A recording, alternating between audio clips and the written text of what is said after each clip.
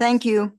Today is Friday, March 8th. Welcome to the Finance Committee. I'm sorry we're a little late. We were on the floor till 20 of 2 and I just had to wait for a quorum. So everybody's here and we're going to start with our wonderful Attorney General, Anthony Brown, Senate Bill 1103. For Attorney General, you have as much time as you need. You can bring up your panel. All your panelists have 2 minutes. Everybody here, you have 2 minutes when you testify unless you're the sponsor. And the sponsor has as much time as they need. I have Heather Forsyth, Matt Celentano. Is this all your? This is our panel, right? That's your panel. Okay, Matt, you want to wait just a minute? I don't think you're on the panel. It's fine. I don't think so. Okay. Mr. Attorney General, please start. Good afternoon, Madam Chair, Vice Chair, members of the committee. It's great to be here once again before the Finance Committee. And for the record, I'm Attorney General Anthony Brown, and I'm testifying today in support of Senate Bill 1103. If enacted into law, Senate Bill 1103 would provide patients with the information they need to make informed decisions about where to obtain affordable health care. This really is a notification bill, a consumer notification bill.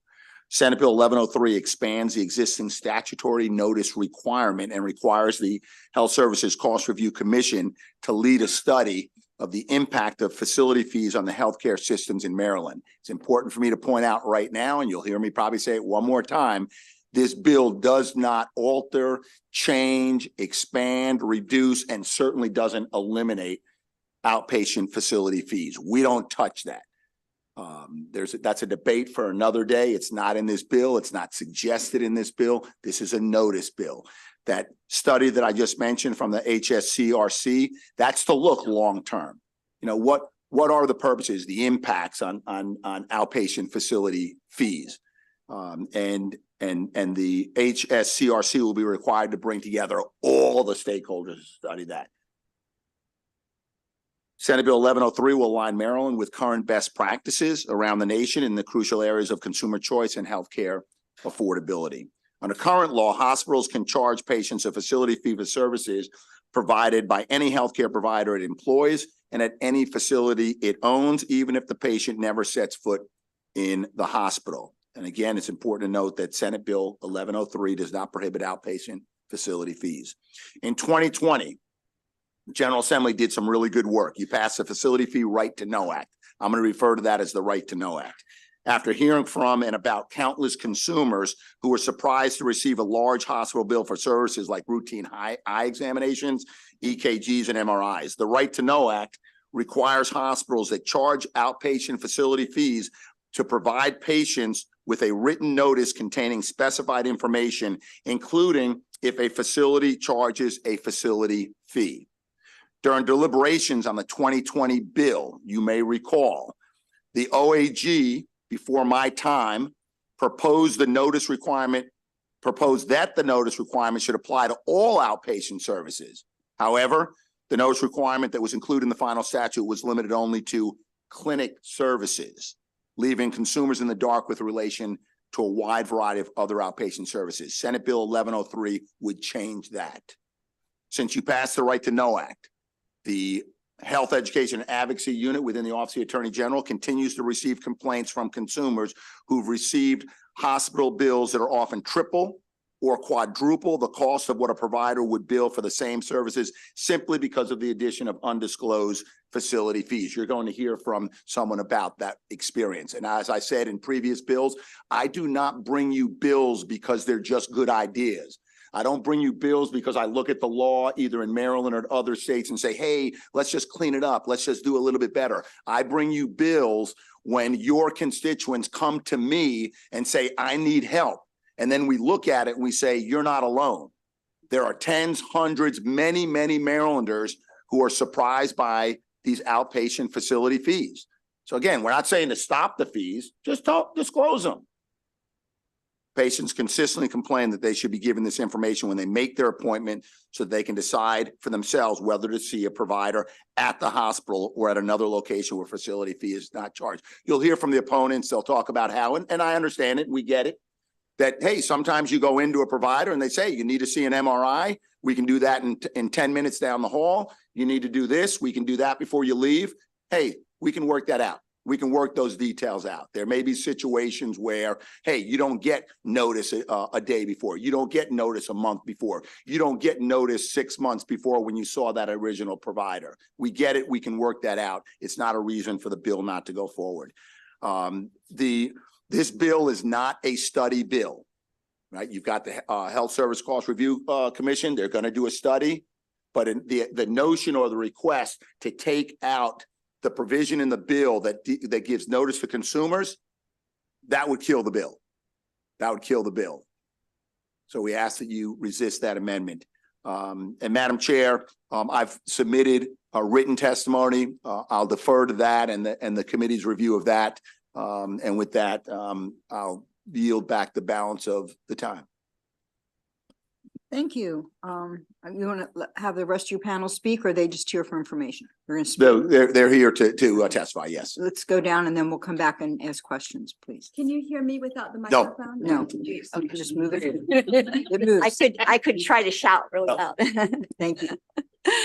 Good afternoon, Madam Chair, members of the Senate Finance Committee. Heather Forsyth here, Deputy Director of the Health Education and Advocacy Unit at the Attorney General's Office, and thank you for the opportunity to provide additional comments. I want to be clear that this bill is not intended to hamstring hospitals or undermine their service to Maryland communities. Our office understands that hospitals have operational struggles and there are ever-shifting financial burdens across a largely dysfunctional healthcare system.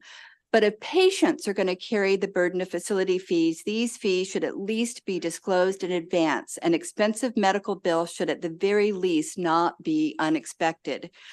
There are people who argue against facility fees altogether, and that proposal needs extensive study as provided by in this bill.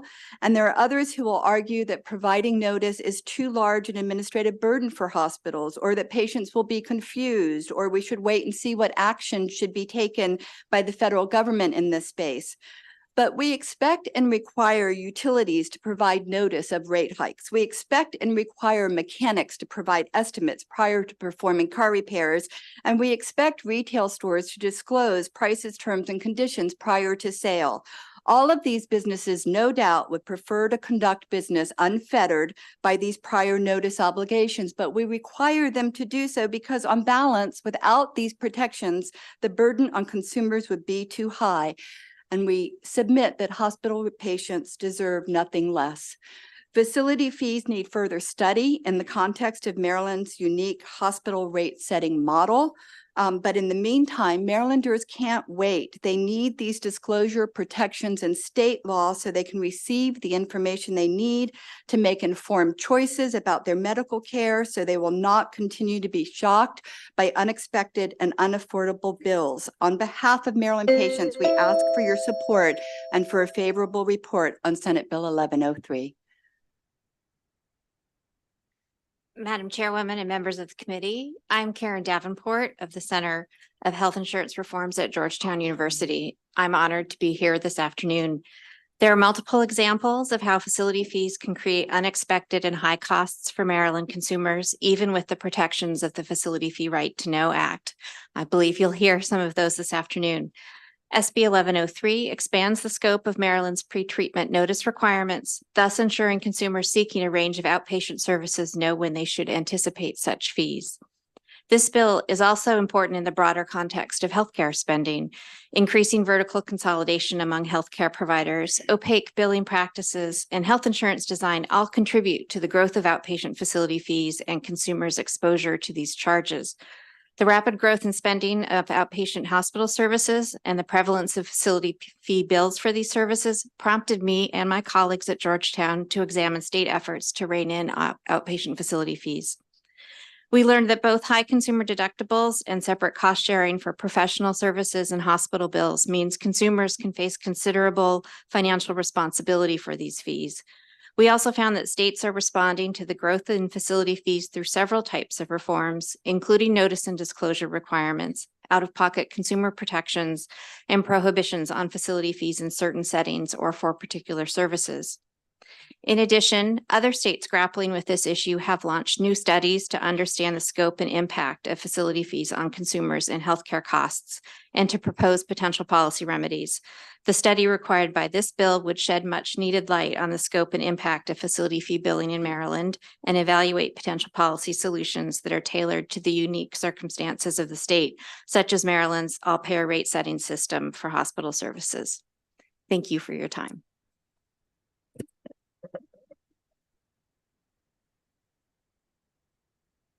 My name is Catherine Ross. I live in Baltimore. I'm presenting information in support of Senate Bill 1103. My 6-year-old daughter needed an outpatient service at Mount Washington Pediatric Hospital just a few months ago. I tried to do my due diligence. I made sure our private health insurance was accepted.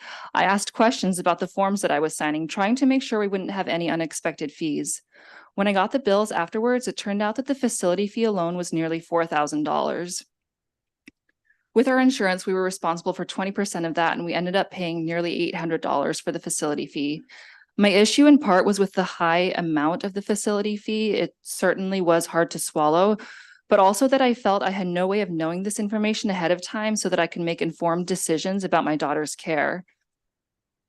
After doing some research, I learned about facility fee disclosures, and as near as I could tell, this was something that I should be able to obtain.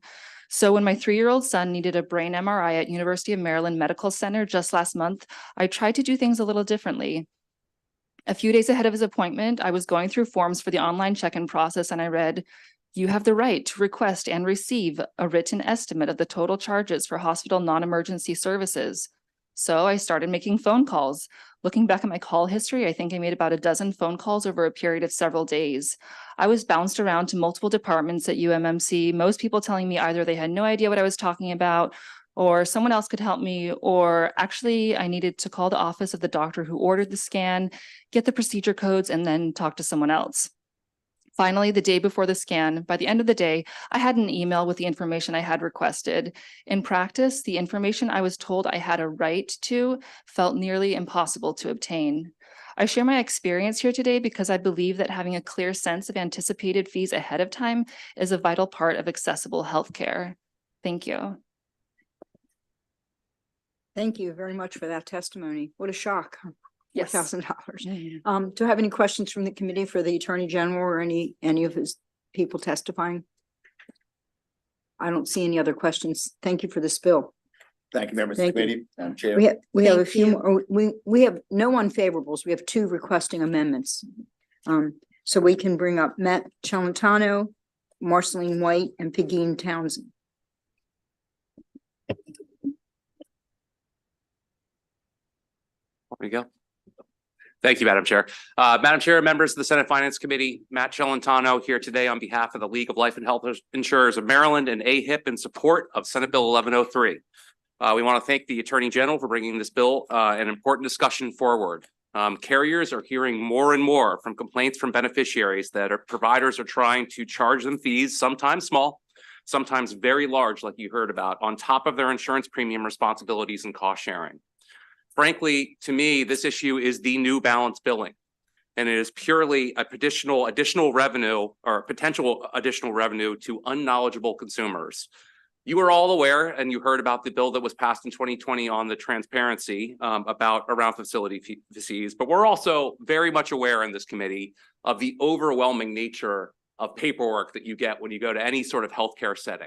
And it is very, very easy for an unknowledgeable consumer to miss the fact that they are going to be upcharged a sometimes pretty insane amount.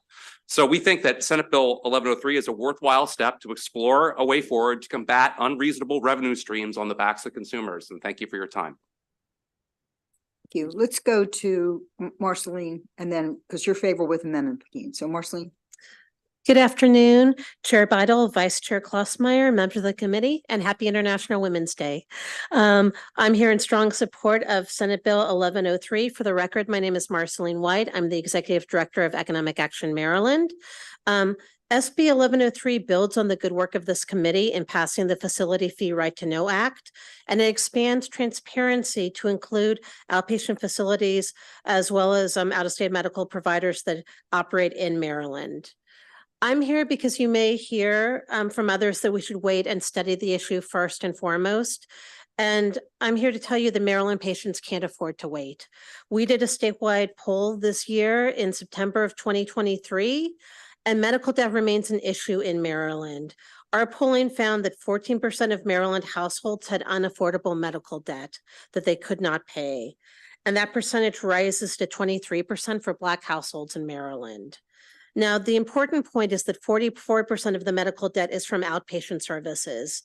And SB 1103 will help these patients by providing transparency so consumers can be informed and make the best decisions for themselves at that time. If they don't know the fees that are being charged and they aren't disclosed in a transparent way, it's hard for consumers to make these kinds of informed decisions. And we think this is a simple, fundamental consumer protection bill. And for these reasons, we support SB 1103 and urge a favorable report. Thank you. Thank you. Do we have any questions for our two favorables, Matt and Marceline? Any questions? No. Thank you, Madam Chairman. Peggy Townsend on behalf of the Maryland Hospital Association. Look, I want to just step back and review why we have facility fees. It's mandated by the federal government under CMS, and it is a recognition that hospitals have to operate 24/7, 365 days a year. And when we put the facility fee notice in the statute for outpatient clinic services, and that was because people were thinking they were going into a physician's office, but it was rate regulated. So that's understandable. But the reason we have rate regulated physician's offices is because they take all comers with regardless of ability to pay. So that's why we have facility fees. This bill significantly broadens the definition of what would be required to provide notice. It would be diagnostic radiology, ultrasound, vascular, nuclear medicine, radiology, therapeutic, physical therapy, occupational therapy, respiratory therapy, labor and delivery, interventional radiology and cardiovascular, ambulance services, speech therapy, audiology, lab services, and CT MRI. That is an exponential broadening of what we have to do from what we have to do today. And as we noted in the House hearing, what if these are unscheduled service? You go into the doctor's office and he says, go get an MRI, go get this. Oh, we can work that out. I'm not sure we have the time or wherewithal to work that out, given the significant broadening of the categories. We would like the ability to have some discussion. There is a comprehensive study in the back of this bill that we think we should look at how broad this should be, what's logistically manageable, what mechanisms would hospitals have to put in place to do this. And the last thing I would, well, no other state has done this, and the complaints that are coming into the HEAU and the MIA, there was a 35% increase in carrier adverse decisions in fiscal year 23. There is a huge increase in the amount of denials, and consumers are complaining about that as well. Thank you, Pagini. Do I have any questions for Pagini? Well, thank you for your testimony. We'll work on the bill. This ends the hearing on Senate Bill 1103. Next, we have Senator Klassmeyer, Senate Bill 995. And Senator, I see you have a panel. Jarrett. You did. Tim Perry, Jarrett Woodseth, and Dr. Nathan Haker. Oh, he's virtual. Okay. We'll get to the doctor in a minute. Okay. I think it's just Tim and I. Okay. Well, one of your witnesses. Jared, Yeah. Jared, sorry, I apologize. We could say it together. We can say it together. Jared had to go back home to Nebraska. For a Okay. good reason. He caught a flight to get home to Nebraska for his son's first birthday. So, but good he's reason. been here for the last couple of days. Many of you have had a chance to meet with Jared, so. Thank you. So Senate Bill 995, Laser Hair Removal Act. The number of individuals seeking laser hair removal is growing at a rapid rate around the country and here in Maryland. The technology of today's lasers has increased interest in safe, professional, permanent hair reduction solutions. At the same time, there is an increase in the market of at-home self-administering laser options, which are less effective and can pose some safety risks.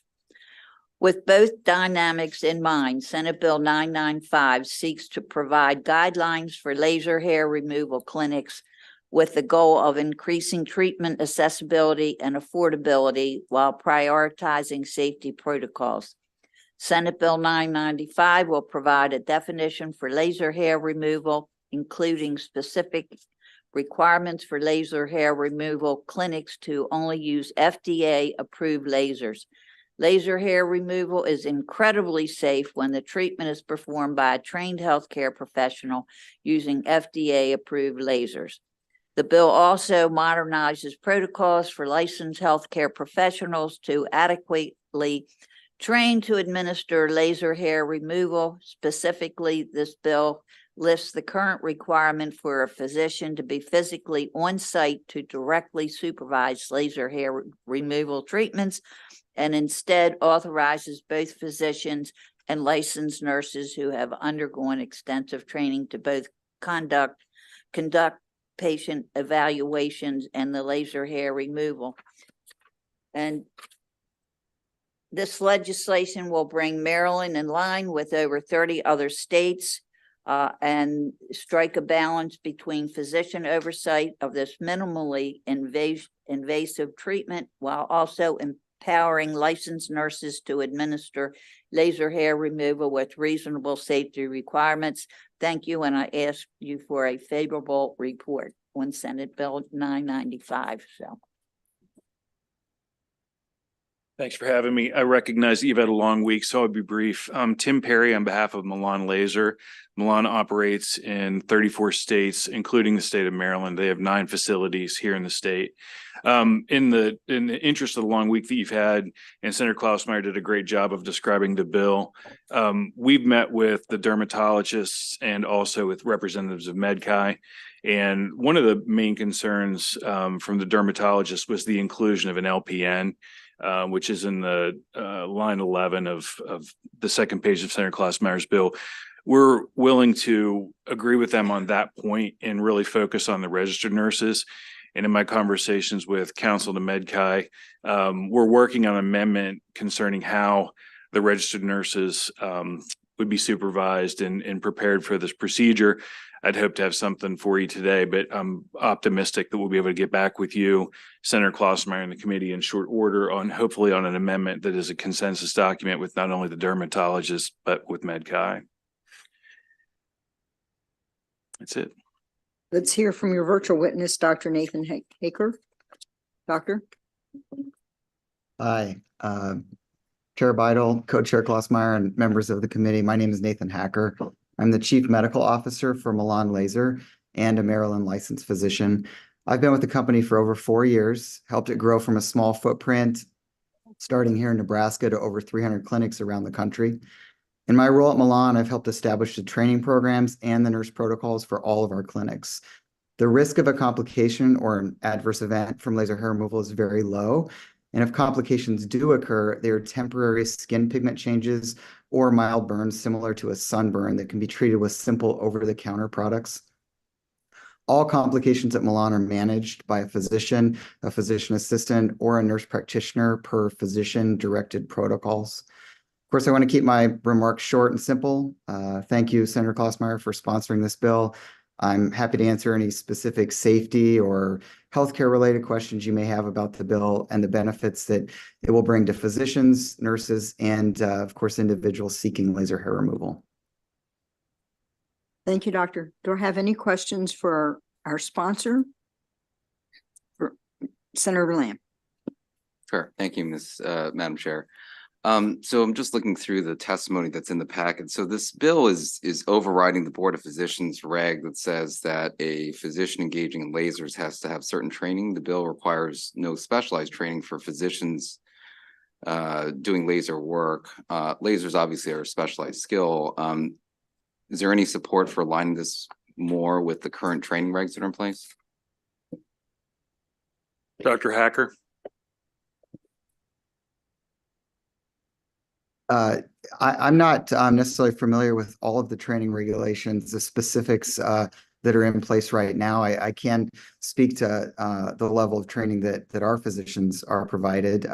They go through Milan directed training that we provide ourselves, which includes a didactic portion and an in-clinic portion, so that all of our physicians are appropriately trained as would be recommended by our company as well as by the laser manufacturers. Have there been conversations with the Board of Physicians? There have not. No, we can do that if you would like. And I would say that we've gone through the bill, and so it's not finished yet. I mean, there are other amendments that we want to put on it, so it's a work in progress. Okay. The bill, I think, requires oversight by a physician, but current regs require that oversight be on-site supervision to ensure that there's a physician somewhere in case something goes wrong in case of emergency. Are you envisioning a physician to be off-site, and how available does that off-site physician need to be compared to on-site providers? I think that's the exact conversation we're having right now with the dermatologist and also with MedChi. So I'm expecting to have further conversations with them next week. So why don't I do that? I know that you and I have a meeting scheduled already. So hopefully by the time you and I meet, I'll be able to give you some specific follow-up on my further conversations with them about that, if that works for you. So there's nothing nailed down with MedChi yet so far on that. Correct. Yeah. Those conversations are ongoing. The only thing that we've reached agreement on so far is that the LPN provision of the bill would come out, but the supervision piece is an ongoing conversation. Okay. Thank you, Madam Chair. Do I have Senator Ellis? Yeah, thank you, Madam Chair. And thank you, Senator Klossmeyer, for this bill. And do we still have that one question, one person rule, Madam Chair? Well, you know, we can stay as late as you want today, Senator. Okay. It's Friday though, remember. Yeah. So yes, that rule, that means yes. So thank you. So And wait, and I will say, you can have your one question, but if you want, we can talk about it later. yeah, again, I appreciate that. It's always good to know the rules of the road. So Mr. Perry, you are a lobbyist, right? I'm an attorney from Baltimore County, yes. I mean, you registered lobbyist? Yes. Yep. Okay. Yeah. So every time I see a lobbyist and they mention a client and the bill, I always think that you represent that client and that client's interest and not the bigger picture. But you mentioned the company. What's the name of the company? Milan Laser. Milan Laser. That somebody was here and they talked to a lot of us. Yes. Did you reach out to talk to me? We made a request of your office, but we couldn't get anything scheduled while Jared was here. I'm sorry? We made a request of your office, but we weren't able to schedule that while Jared was here. Okay, yeah, thank you. Just real busy. And so the thing is, following up with Dr. Lamb, it seemed like it just really would kind of be beneficial to your client and cut out folks, the doctors and RNs. Is that what I understood? I apologize. Could you rephrase the question? Yeah. The bill would kind of leave out certain medical professionals in this. I don't think that's the intent. I think the intent is to add to existing. In current law, an advanced practitioners can provide this procedure. Yeah. Senator Klossmeyer's legislation would purport to add a registered nurse and an LPN. Yeah. The concern we had from the dermatologist particularly concerned the LPN, and we agreed that that could be stricken from the bill. Yeah. What we're focused on is the addition of a registered nurse, and then specifically the continuing conversation with MedChi and at Dr. Lamb's suggestion, I'm sorry, Senator Lamb's suggestion on the Board of Physicians is how that registered nurse would be supervised and by whom. Yeah. Okay. Well, thanks. Appreciate it. And I apologize, we weren't able to get on your calendar Yeah. while Jared was in town, but we did request that of your office. All right. Great. Thanks. I guess you couldn't get on my calendar either. You were our first meeting. Do I have any other questions? Okay, thank you very much. I have two unfavorables. Thank you. Thank you. And Senator Klausmeyer, you can now go to your other bill hearing. Yes. Dan Shattuck and Dr. Larry, Dan Shattuck first, and then we have Dr. Larry Green virtually.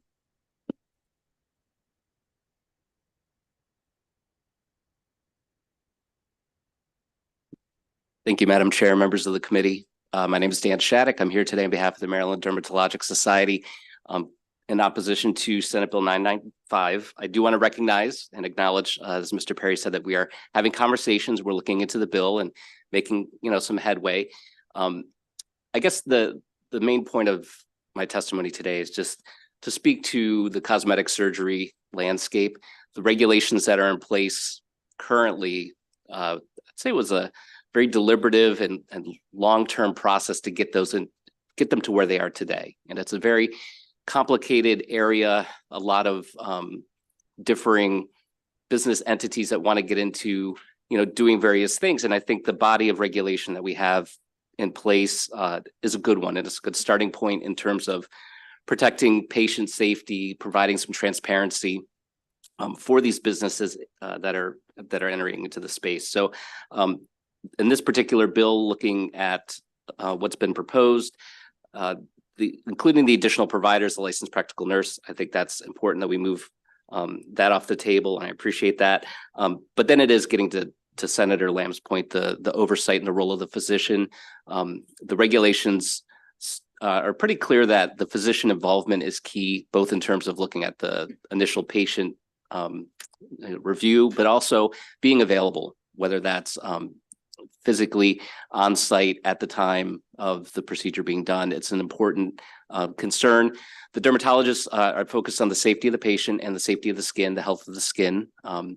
As laser technology improves, we want to make sure that that doesn't become a gateway for some unintended consequences.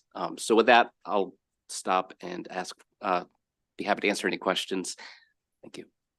Do I have any questions for Mr. Shattuck? It sounds like this is an ongoing conversation. That's a good thing. Yes. Thank you. And Dr. Larry Green virtually. Yes. Hi, everyone. I hope you can hear me. Thank you for allowing me to testify, members of the Finance Committee. My name is Larry Green. I'm representing MedChi. I'm representing the Maryland Derm Society as well as the American Academy of Dermatology. I'm actually here in San Diego at our annual meeting. And I'm actually campaigning for vice president of the organization. So I'm trying to do what you guys do. So this bill is problematic for us because we worked on regulations, MedChi worked on regulations for the Board of Physicians 10 to 15 years ago, spent a lot of time working with the BOP on what's best for our patients in Maryland. We came up with these regulations. And this bill significantly weakens those regulations. And our foremost worry is for our patient safety. And we do feel it's not a good idea to lessen the regulations that we have in place. So you heard about some of the issues we have with the bill. The LPN is one thing, but that's a minor thing. We have physician oversight and physician education as the most important things, which are left out of current regulations. Laser hair removal can be dangerous, unlike what you heard earlier. I've seen patients from Virginia who had scarring and burns from laser hair removal. Virginia has much more loosely regulations than we have in Maryland, and there's a lot of safety issues there. So in Virginia, actually 5 years ago, died from lidocaine toxicity of using a topical numbing cream before laser hair removal. We don't have that in Maryland. We have much more stricter patient safety regulations. Our patients are in mind first, and we like to keep what's in place. If we can change this bill so we have what's in existing regulations we already have that we know work, that's fine with us. But the way the bill exists right now, not worried about physician education. One of the things that was presented is that Milan Laser trains their physicians. Well, currently in regulations, we don't want a biased corporation training physicians. It's continuing medical education from an unbiased source that is required for the physician who is supervising a laser hair removal clinic. That's a big change. We want something completely unbiased. So I'll stop there. I'm unaware of time. I'm open to questions. Dr. Green, thank you for sharing your concerns. Do I have any questions from the committee for Dr. Green? Thank you very much. Have a good trip. Thank you. Thank you. Vote for me if you can. That ends the hearing on Senate Bill 995. I realize I neglected to read the order of the hearing of the rest of the bills, but it just depends when senators are here. So the rest of the bills, Senate Bill 820, Senate Bill 1006, Senate Bill 991, Senate Bill 988, and Senate Bill 986. So that's the rest of our afternoon. Is Senator McCray here for Senate Bill 820? Oh, that's right. He has Nina Themelis here to present. Thank you, from the Baltimore City Mayor's Office. Nina, are these other folks your panel? Do you have a panel? I have at least one, Kathy Costa from the Baltimore City Health Department. Okay, I'm not sure who else is signed up, but okay. this is the We'll panel. we'll wait on the others. Thank you. Okay, Oh. thank you. Jane Cranky's here from the Hospital Association favorable. We'll have her come up to the table now too. Pam, you'll wait. You're favorable with amendment. Thank you. Okay, good afternoon, Chair Beidle, members of the committee. My name is Nina Themelis. I serve as Director of Government Relations for Mayor Scott in Baltimore City, here to testify in support of Senate Bill 820. Senate Bill 820 would require hospitals to provide certain resource information to new parents as they are being discharged from the hospital. We have a number of stakeholders that we've worked with on a set of amendments for this bill to make it stronger. We have Kathy Costa from the Baltimore City Health Department to discuss further why this bill is needed. She works specifically with child and infant mortality, and we believe that this legislation would provide meaningful progress toward reducing infant deaths. So with that, I would respectfully request a favorable report for Senate Bill 820. Kathy? Thank you, Madam Chair and members of the committee. My name is Kathy Costa, and I direct the Child Fatality Review Team at the Baltimore City Health Department, as well as leading strategy for the city's Be More for Healthy Babies Infant and Maternal Mortality Prevention Initiative. SB 820 requires hospitals to educate families about how to put their baby to sleep safely, as well as provide a county-specific list of resources to those families, that includes items such as free or reduced cost care. Since 2012, I have personally reviewed 156 cases of sleep-related infant death in the city. And in all but 3 of the cases, the baby was either known to have suffocated or suspected to have suffocated while sleeping in an unsafe sleep environment. These preventable deaths are the leading cause of death for babies that go home from the hospital after delivery. And we really believe we have a responsibility to ensure that families know what a safe sleep environment looks like and help them to get resources that help them to provide one. So this bill would require that hospitals provide this safe sleep education prior to postpartum discharge, according to the gold standard American Academy of Pediatrics recommendations. Hospitals would also provide that list of resources.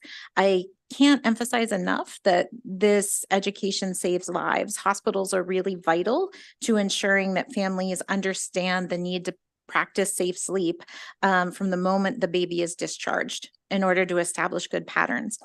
Over the last 15 years, Be More for Healthy Babies has collaborated with our Baltimore City birthing hospitals to implement the safe sleep education efforts that are outlined in this bill. And I think without their being required, it takes a tremendous amount of efforts to keep these to keep the safe sleep education happening. So we really believe that a bill will help us with this. And in fact, we have found, Baltimore City Child Fatality has found that no safe sleep education was documented by the birthing hospital in 57% of deaths over the last 5 years. So for these reasons, I respectfully request a favorable report on Senate Bill 820. Good afternoon, Chair Beidle, members of the committee. My name is Jane Krinke. I'm here on behalf of the Maryland Hospital Association, our hospitals and health systems. We are in support of Senate Bill 820 with the sponsors' amendments, which should align with the House cross-file, House Bill 177. So we've been working really closely with Delegate Lewis and the Baltimore City Health Department and appreciate the collaboration to work towards the solution. I know this bill has come to this committee before, and we think that we're able to strike the right balance where it gives the hospital flexibility to still deliver resources in a way that makes sense, taking advantage of different technology like, iPads, and giving flexibility for the future too, to make sure we're meeting the patient needs.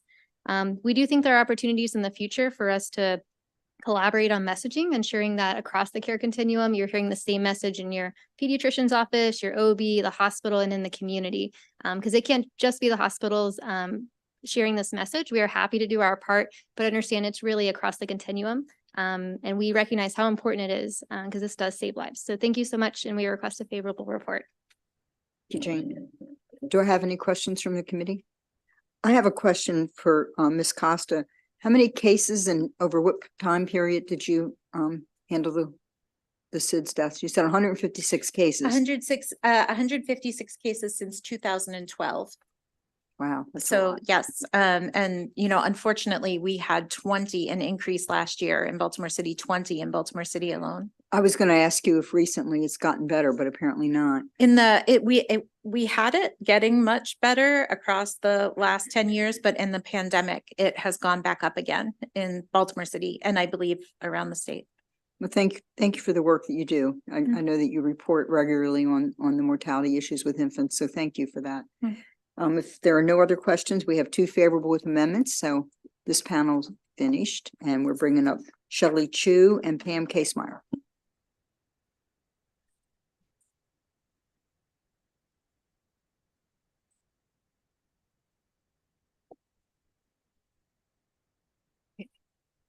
Hi, everyone. Good afternoon, Madam Chair and members of the committee. My name is Shelley Chu. I'm with the Maryland Department of Health, and I'm the director of the Maternal and Child Health Bureau here. And I'm also a preventive medicine physician. I'm here to testify on behalf in support of Senate Bill 820. Having spoken with the sponsor, we understand that this bill is a cross-file of one we have been working to build consensus on in the House. We appreciate all of the work that Senator McCray, Delegate Lewis, and Baltimore City have done on this bill. And as a result, we are withdrawing our proposed amendments and are fully supportive. Between 2016 to 2020, Maryland experienced 222 sudden unexpected infant deaths related to unsafe sleep environments or practices. And at MDH, we align our safe sleep guidance with the most recent safe infant sleep recommendations provided by the American Academy of Pediatrics. And in those recommendations, the AAP highlights the need for a comprehensive and multi-partner approach for preventing these sleep-related infant deaths. And in 2023, we updated our infant safe sleep resources, including updating our website, designing an educational one-pager, and developing a social media toolkit, all shared with partners. And the department also conducted outreach to providers, urging them to share safe sleep messaging with their patients and alerting them of these newly updated resources. And thank you again for the opportunity to testify before you today. And I'm also happy to answer any questions that anyone may have. Hi, Madam Chair, members of the committee. I'm Pam Casemeyer here on behalf of the Maryland chapter of the American Academy of Pediatrics. As even Dr. Chu referenced, the Academy of Pediatrics has been very involved with this issue for a long time. And the only reason I'm support with amendments is I'm making reference to the amendments that the sponsors referenced, which is all the work we've been doing to get all the language where we want it to be. So I think that the initial sponsors will give you that language, and I know the House bill has moved with that language, and I know the Senate sponsor's been working. Just want to say thanks to everyone. It's an critically important issue, and I think we have a good resolution. Pam, can you tell me, are hospitals doing anything similar to this now? I think some are. I think that they tried to do it. I think everybody's recognized it and there has been a dialogue going on, but I think we all collectively thought, let's try to put a little more structure in place, but also give them some more resources and figure out how to make sure it's actually happening. And so I think we just wanted to enhance that, because we did see some statistics that weren't great. And it isn't to say that even if we do all of this, there isn't still going to be issues. But I think there was a real desire to try to strengthen and address what we've all recognized for a while as a significant issue. Thank you. Do I have any other questions for this panel? Thank you very much. That ends the hearing on Senate Bill 820. Our next is Senator Hayes, Senate Bill 1006. Hospitals medical debt collection. Senator Hayes, are you bringing up a panel?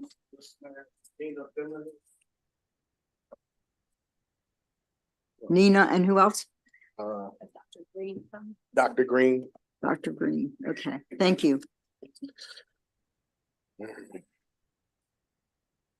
Good afternoon, Madam Chair, members of Senate Finance. It's Friday, and I know we're all trying to get out of here, but Senate Bill 106 is a great piece of legislation.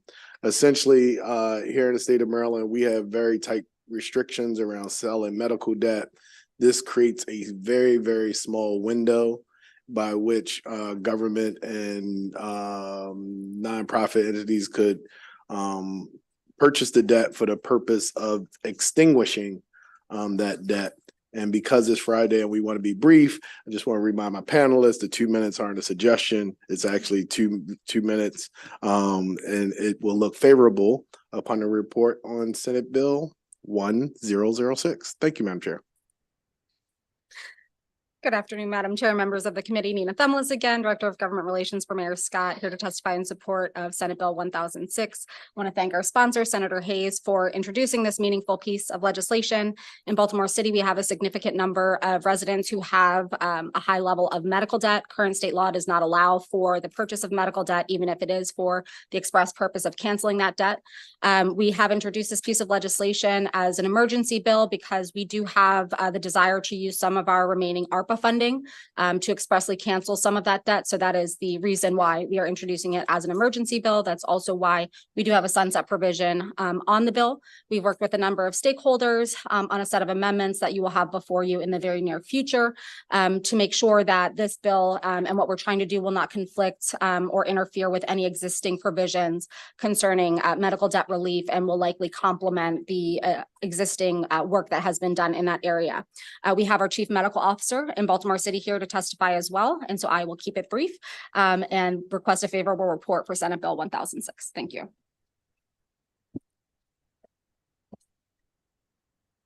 Good afternoon, Madam Chair and members of the committee. My name is Dr. Tamara Green, and I'm the Chief Medical Officer for the Baltimore City Health Department, here to voice Baltimore City's support for Senate Bill 1006. I'm joining you today not only as CMO, but also as an emergency medicine physician. This bill will allow Baltimore City government or a nonprofit entity to purchase medical debt from hospitals. On average, about 340,000 adults in Maryland report having medical debt in a given year. Not only can medical debt cause extreme financial hardship, it can cause people to forgo the healthcare that they need. In fact, almost 2/3 of people with medical debt delay seeking care. By causing delays in care, medical debt can lead to increased stress and anxiety and make sick people sicker. Currently, hospitals are required to provide uncompensated care for people living under 200% of the federal poverty line. Also, reduced cost care is available for those living at 200 to 300% and for those 300 to 500% who have medical debt that exceeds 25% of their income. While these are important measures, they still leave significant gaps. This bill will support people with outstanding medical debt who do not qualify for financial assistance, who are qualified for reduced cost care but still have outstanding debt, or who are qualified for financial assistance but did not receive it. People with critical healthcare conditions such as cancer are more likely to have high medical debt. Also, Black Americans are more likely to have higher than other races to have higher medical debt. Medical debt is a barrier to accessing care and can greatly affect health outcomes and health equity. This bill will tackle debt in a way that is both beneficial to patients and hospitals. And for these reasons, I respectfully request the committee to vote favorably for Senate Bill 1006. Thank you. Do you have any committee members with questions? Dr. Green, I think this question is for you. So are you going to be able to buy all the medical debt from the Baltimore City hospitals, or is it going to be a limited amount? Do you know? I think that's, yeah. Yeah, but so I'm just leave that to it me. will likely not be the entirety of medical debt, but we don't currently know the full amount, but it will be a significant amount of funding that we will be putting towards. How as will a you medical debt. discern what you buy and what you don't buy? Will it be on income of the patients, or what will be the decision? So there are several criteria that are, I think, I'm not sure if they're outlined in the initial bill or in a set of amendments, but it will follow the like poverty level. Okay. It will be complementary to any reductions that are already experienced for patients. And it will, I believe, be in conjunction with HSCRC in determining those patients that are eligible. Mhm. So it'll be following the framework that already exists for eligibility and allowing for us to purchase debt that is not already covered. Thank you for that. Any other questions for this panel? Thank you. We have two more people that will come up.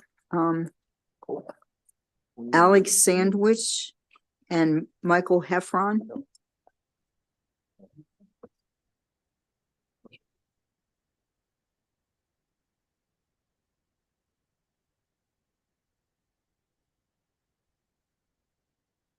You can begin.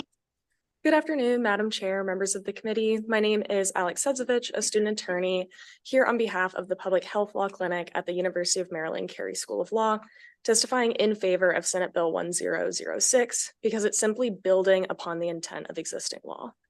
When hospitals can sell medical debt to debt collectors for pennies on the dollar, it harms those with medical debt, which disproportionately includes low-income individuals, communities of color, single mothers, and individuals with chronic illnesses. Before current Maryland law, hospitals were able to sell this debt to debt collectors who could then pursue detrimental collection actions against patients. Now, Maryland is one of only 3 states that prohibits the sale, that prohibits hospitals from selling medical debt. So this legislature is a leader in protecting those with medical debt. This bill has the same protective intent. While it permits a narrow exception to the current law that prohibits hospitals from selling medical debt, this exception is limited to the sale of medical debt for the sole purpose of extinguishing that debt at no cost to the patient. This bill will just go a step further than current law by providing an avenue for governmental entities and charitable organizations to buy medical debt from hospitals to then free Maryland patients of that debt. The prohibition on hospitals selling medical debt to debt collectors will still exist. This bill will allow for government entities in Maryland to use ARPA funds, as other states and municipalities have done, to relieve medical debt. Just this week, Arizona's governor announced a plan to use these funds to wipe out $2 billion in medical debt in the state of Arizona. Additionally, charitable organizations like RIP Medical Debt would be able to function within Maryland. The General Assembly could not have anticipated this new environment with the ARPA funds and charitable organizations like RIP Medical Debt in 2009, but you can react to it with a minor change to enhance the original intent. This bill's goal aligns with the original protections created by the legislature, as it's intended to help those burdened with medical debt. For these reasons, we urge a favorable report on Senate Bill 1006. Thank you. Madam Chair and members of the committee. My name is Michael Heffron, and I'm a law student representing the Public Health Law Clinic at the University of Maryland Law School. We urge a favorable report on Senate Bill 1006 because it would help promote the public health by creating an additional avenue for medical debt relief in the state. I'm going to discuss how medical debt affects the public health in 2 ways. 1, medical debt interferes with people's access to medical care. And 2, medical debt affects social determinants of health. So first, medical debt causes people to not seek proper medical care due to the financial barriers associated with healthcare costs and debt.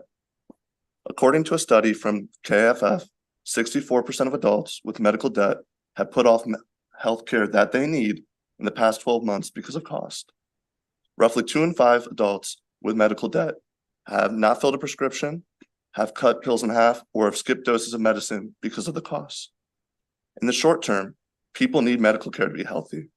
In the long term, the state will suffer from increased hospital visits and increased medical care.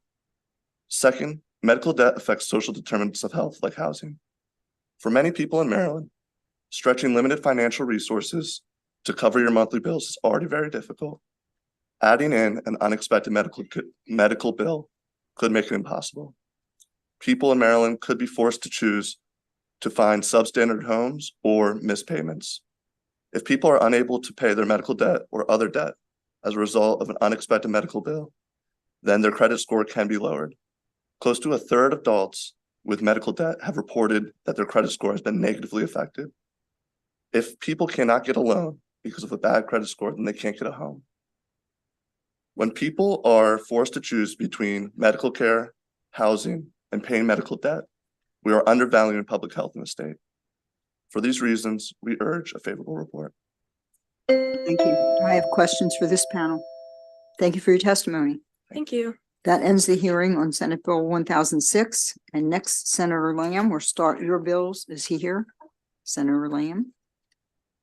I don't know. I have 1, 2, 3. Here we go. There he is, Senator Lamb. Senate Bill, you want to start with 991? That's your first one. I think you have 2 panelists, Sarah Polk and Ashley Black.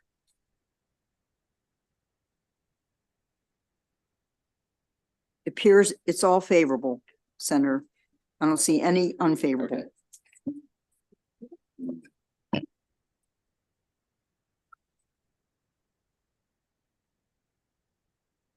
All right, good afternoon.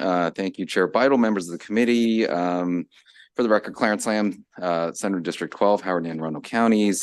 Here to present to you Senate Bill 991. This bill creates a statewide pilot program to make sure Maryland children can access mental health care no matter which language they speak. Federal law requires that children and adolescents in immigrant families have access to interpretation and translation for mental health services. Federal law also requires that these language services be provided at no cost to patients and families, but it is an unfunded mandate.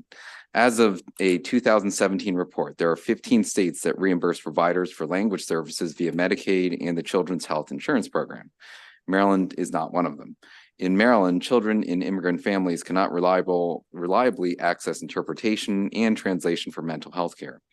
In 2021 and 22, the American Academy of Pediatrics, the American Academy of Child and Adolescent Psychiatry, and the U.S. Surgeon General's office declared a national emergency in child and adolescent mental health. Some Maryland children have been refused mental health care because language services were not available. Mental health providers have multiple barriers to providing interpretation and translation.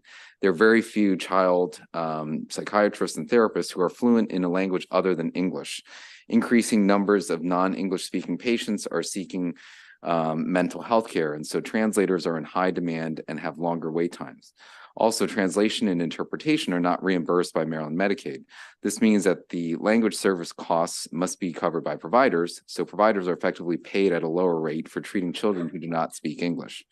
This discourages mental health providers from accepting non-English speaking patients. It can also lead to using family members of the child as an unofficial translator, resulting in the lack of privacy for a child.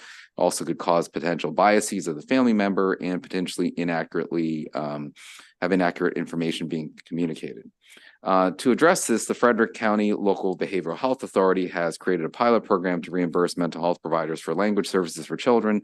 Senate Bill 991 is modeled after Frederick County's language access services pilot program. This bill creates a pilot program to reimburse mental health providers for translation interpretation services provided to non-English speaking children. The bill would also provide $120,000 over 2 years to provide for local behavioral health authorities who would be able to establish a competitive grant process to reimburse mental health providers for translation and interpretation services for children. The goal of this bill is to increase access to federally mandated translation and interpretation services for non-English speaking children and their families in Maryland. This bill will also let us assess the financial aspects of reimbursing providers for language access services. This would provide for the improvement in quality and access to mental health care for non-English speaking children in Maryland. With that, let me close and turn over to other members of the panel and take questions at the end. Thank you.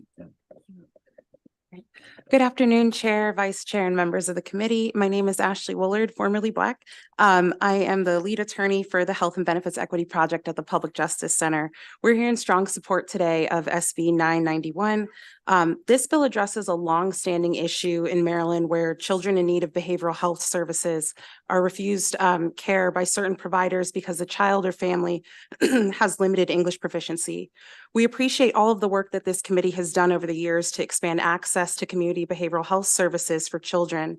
Barriers to meeting the urgent need to access this care is something that many of us have navigated with our own children and witnessed our family members and loved ones navigate for theirs.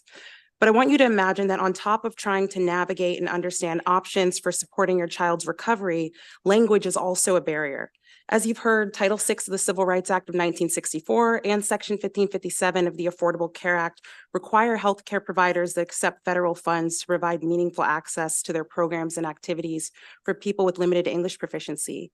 HHS has clarified that in guidance on the Affordable Care Act, that those rights also flow from the child to parents and legal guardians that have the right to make informed decisions on behalf of that child. Not making services accessible to this population is considered national origin discrimination. However, we've seen significant non-compliance among providers. We've received reports not only from parents, but also clinicians regarding practices refusing to provide interpretation and translation.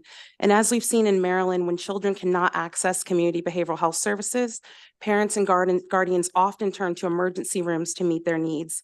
This places greater strain on our emergency rooms and increases Maryland's ER wait times, which we know are the longest in the country. I'll just close by saying language access is an essential part of preventative care. While providers must make their services linguistically accessible, we also need to provide some financial support to providers in meeting this unfunded mandate. Thank you for your time, and we urge a favorable report. Hello, my name is Sarah Polk. I'm a pediatrician in Baltimore, providing care in both English and Spanish. I'm also the medical director of Yard 56 Pediatrics. The majority of our patients are Medicaid-insured Latinx children and immigrant families. Mental health is a leading concern for our clinicians. Latinx children, 90% of whom are citizens, are at disproportionate risk of mental health problems, of having those problems not be diagnosed, and of having those problems not be treated. Our team of pediatricians has embraced their responsibility to diagnose mental health problems and to provide medication when appropriate. I am here to ask for help with therapy. Patients' parents were reporting difficulty making therapy appointments. We enlisted the help of bilingual nursing students to serve as mental health referral coordinators. Those nursing students returned to us and reported frequent denials of care on the basis of the parents' language preference for Spanish, and in some instances on the basis of the child's preference for Spanish. Denials of mental health care have two negative consequences. First, concerned and loving parents are persistent in my experience, and without other options may turn to emergency departments for care when really what a child needs is therapy.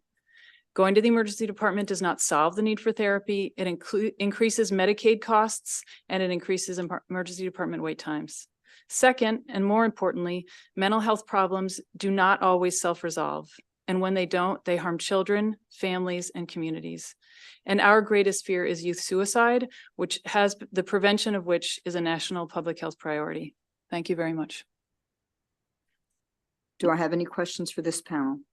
I don't see any questions. Thank you. We have two virtual witnesses. Joanne Oport, there you are, and Lauren Goldsmith. Joanne, you want to start, please? Unmute. Sure. Thank you so much. Thank you to all of you for the invitation to speak. My name is Joanne Oport. I'm the co-founder and CEO of Africans for Mental Health. We are a nonprofit based here in Maryland and in Texas. We've been working to break the stigma of mental illness in the African global community. And we're in here to support Senator Lam's bill that he's sponsoring, Bill 991, because language is a big issue in our community. I'm from Kenya, and we have a lot of people from Africa who are based here in the United States, who are based here in Maryland, who are always seeking services, and they're unable to seek services because they cannot speak the language of English clearly or with coherency as I do right now. And so we want to be able to endorse this bill because it adds access to care, which is so important to our community. We get calls from individuals who are living in Maryland who are asking for services, and they can't find services because they can't find proper interpretation and translation services. So having this bill, this funding allocated through the Language Assistance Service Pilot Program would be so beneficial to our communities here. I've also served on the ethnic commissions in the state of Maryland. And a couple of years ago, we did a workforce development program where we included translation services in 9 languages. And because of that, immigrants were able to get services and get employed, which is a key component when you're looking at social determinants of health when they are seeking mental health services. So this is important because it services our children who are key to our community. And if we cannot take care of our children, we're not taking care of the state of Maryland. So I completely ask for your favorable report for this particular bill. Thank you.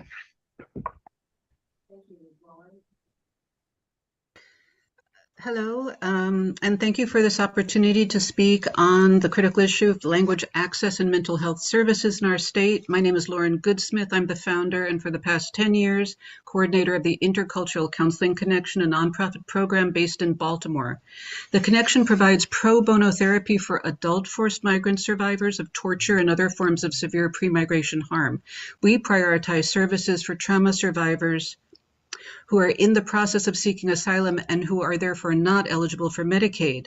Our own caseload has increased by 31% over the last 3 years with the arrival of record numbers of forced migrants and immigrants here in Maryland, as borne out by statistics I'll be glad to share later.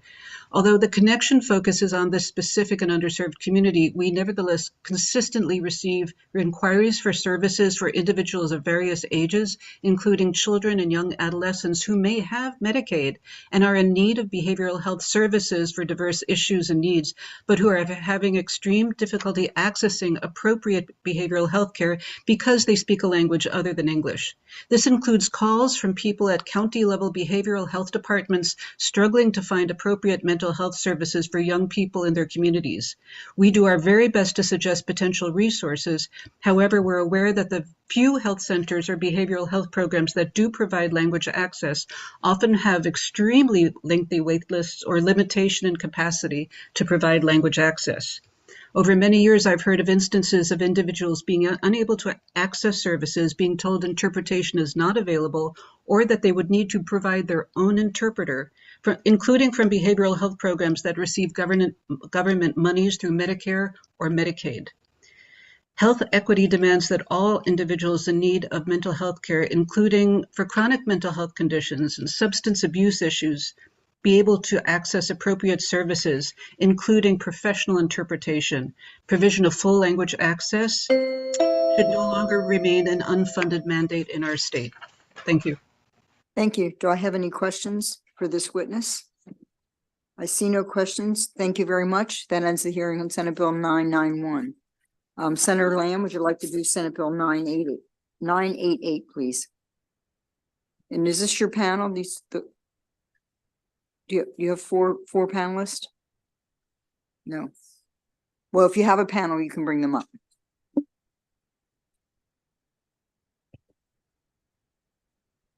We do have a panel. We have this is Senate Bill 988, Lindsay Below from the Office of the Public Defender, Courtney Bergen from Disability Rights Maryland, and Michelle Livshin from On Our Own. I'll go ahead and start. So Chair Beidle, members of the committee, here to introduce Senate Bill 998. For the record, I'm Clarence Lamb, Senator in District 12, Howard and Anne Arundel counties. Senate Bill 998 seeks to ensure that Marylanders with mental illness have a strong voice in the development of their mental health plans. Some of you may not be specifically familiar with self-directed services, but I'm confident that we have all met a constituent whose life has been profoundly impacted by self-directed care. Many Marylanders with developmental disabilities currently participate in self-directed services, and it has allowed them to live fulfilling lives in their communities. However, our state discriminates against our constituents with mental illness by excluding them from participating in self-directed services. This bill seeks to propel the state forward along its established trajectory of putting Marylanders at the center of their own healthcare experience.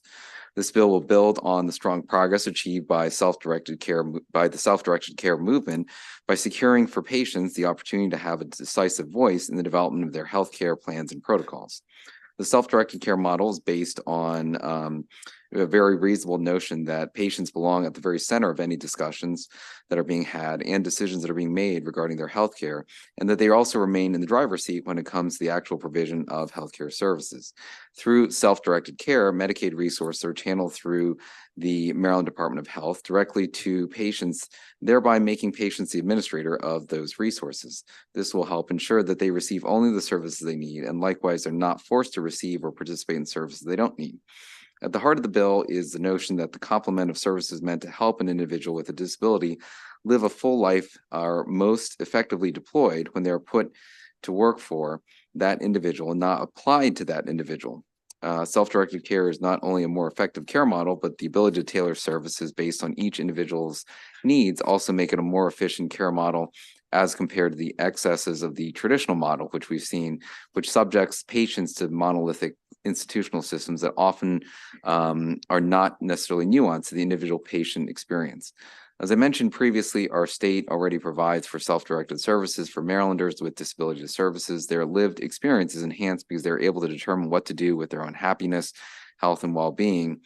And we exclude Marylanders with mental illness from being able to engage in self-directed care because as a society, we oftentimes believe that people with serious mental health needs are not able to make their own decisions. However, there was a time that we thought that people with with developmental disabilities and such individuals were often confined to institutions.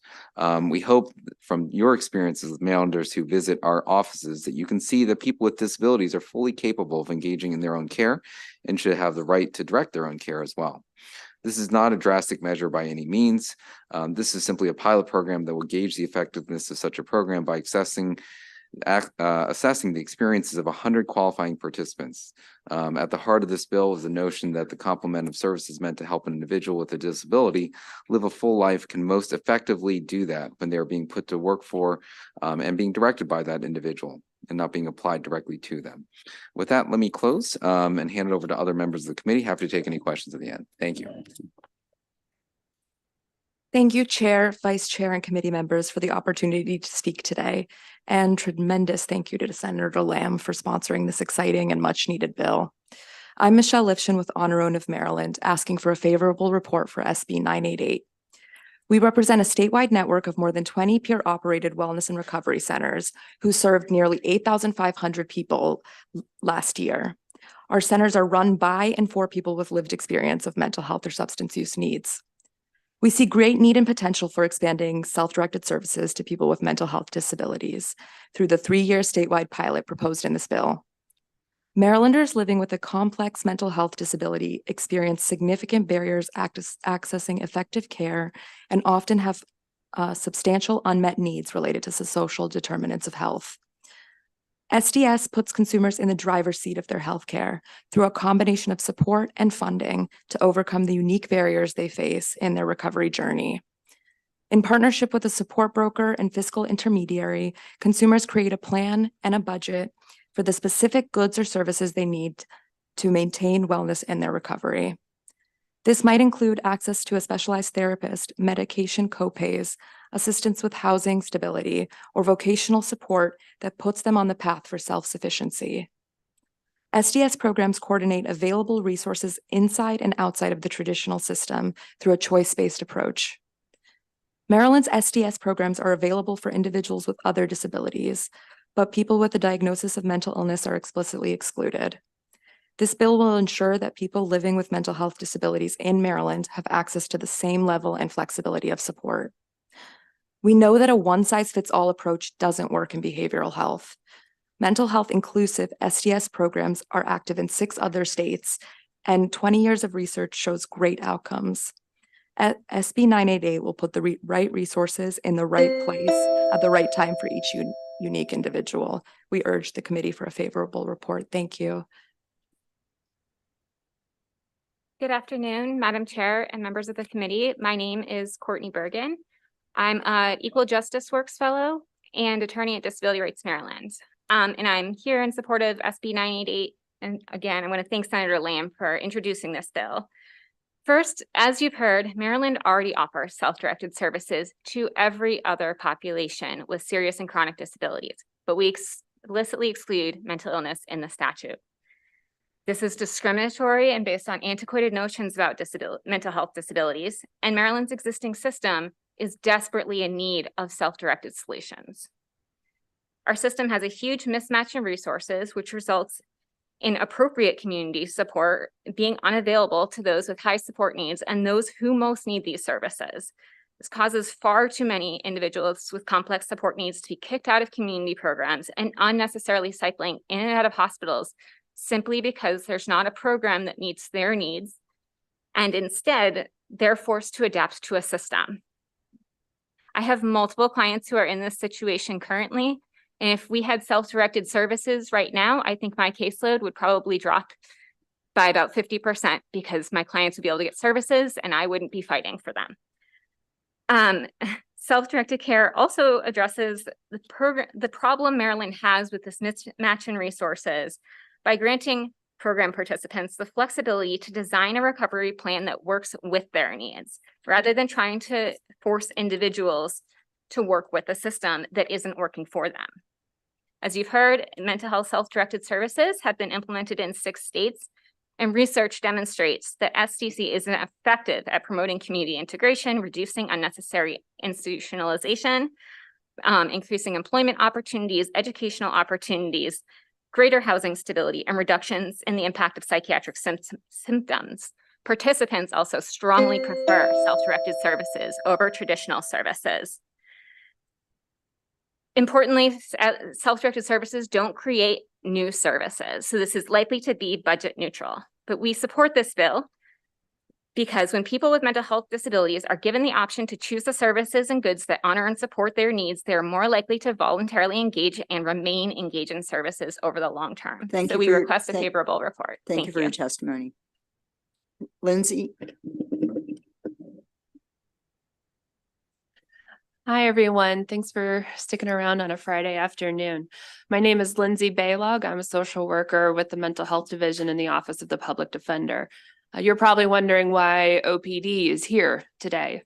Well, the Mental Health Division of OPD is uniquely positioned to address some of the concerns about this target population, the population targeted in this bill, because nearly all of our clients that we represent in involuntary commitment hearings are ideal candidates for this program.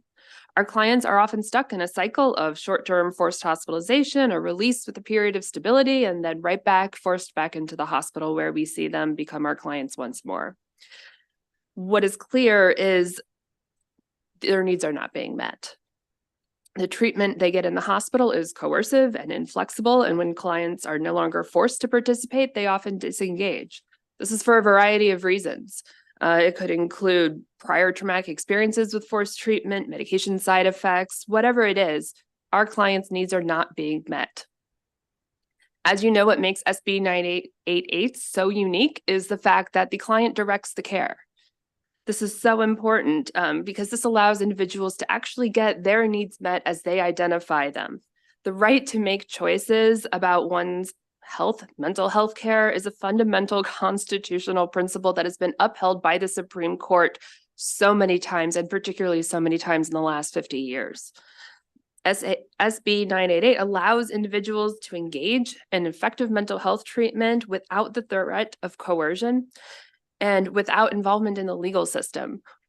As a member of the Public Defender's Office, we don't want to see our clients ever again because we want them to be breaking the cycle of hospitalization.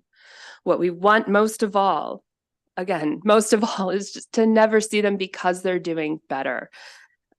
This is by far the most legally sound and best option we see in terms of individuals getting the care they need. So we urge a favorable report. Thank you so much. Thank you. Do I have any questions for this panel? I don't see any questions. Thank you very much for your testimony. We still have Nicholas Rosenberg, I think. Yep.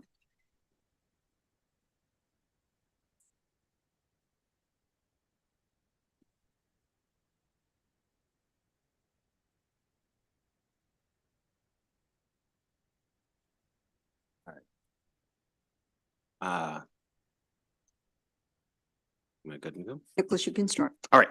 Thank you, Chair, Vice Chair, and committee members for the opportunity to be here today. My name is Nicholas Rosenberg. I'm a graduate master of social work student here representing social work advocates for social change. I'm here today asking for a favorable report on SB 988. The creation of a self-directed pilot program is a vital step towards addressing the mental health crisis here in Maryland.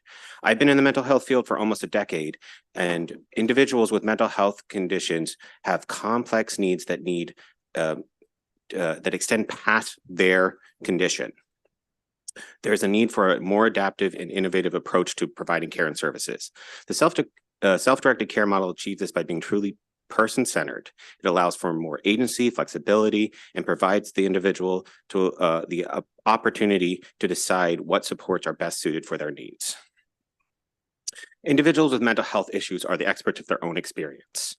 As a social worker, I strive to give clients full autonomy and self-determination in their path to recovery and well-being. Yet, we face barriers with traditional models of mental health services, where a provider or other stakeholders can determine what is approved for treatment expenses instead of the individual. This is not an effective long-term recovery strategy. Self-directed care programs address the constraints of the traditional model and have been proven to be significantly better outcomes. Studies of programs in other states, such as Texas and Florida, have found that participants experience improvements in multiple areas, such as self-esteem, coping mastery, physical pain, employment, and education. These programs more directly meet the needs of participants while costing the same as the traditional model. By centering individuals with mental health disorders and empowering them to make decisions about their treatment, we are not just addressing the crisis, but fostering a system that respects their autonomy and dignity. This pilot program will provide greater choice, flexibility, and better outcomes for those who need it most. For these reasons, I urge the committee to give a favorable report on SB 988. Thank you. Do I have any questions for Nicholas? Thank you, Nicholas. We have one virtual witness, Joanne Oport. Hi, everyone. It's me again. Thank you so much for giving me the time again. I would like to thank Senator Lamb for introducing this bill because in our communities, a lot of people don't have health insurance. And if they have health insurance, they don't know how to navigate the mental health system. To learn that our patients who are living with mental illnesses are excluded from having self-directed care is quite an abomination. We are in support and are requesting a favorable response to this because we want to make sure we're empowering people who are living with mental illness to have self-autonomy and to have agency in seeking care that best suits them. We also want to advocate for this because in most cases, parents who are taking care of loved ones living with mental illnesses or other caregivers are inundated with having to be at the center of leading the care for their loved ones. We want to ensure that our loved ones are not getting back to the hospital or are missing opportunities because the types of treatments that they are seeking are not part of the traditional system. Culturally relevant care would be facilitated by this kind of pilot program, and we want to ensure that everyone has an agency to having better health care and being able to self-direct themselves. Patients who are living with serious mental illnesses sometimes are not able to be employed and are even ineligible for things like Social Security disability. So having a way of empowering them so they can have their own urgency in seeking services, they can self-direct and work with people like life coaches or recovery coaches in their care is extremely beneficial. And again, reduces the amount of time they have to be recommitted back to the hospital involuntarily. Thank you so much. Thank you. Do I have any questions for this witness? Thank you, Joanne. That ends the hearing on Senate Bill 988, and we'll have our last bill of the day and our last bill of the week, Senator Lamb with Senate Bill 986. And I'm not sure who your panel is, but you can bring them up.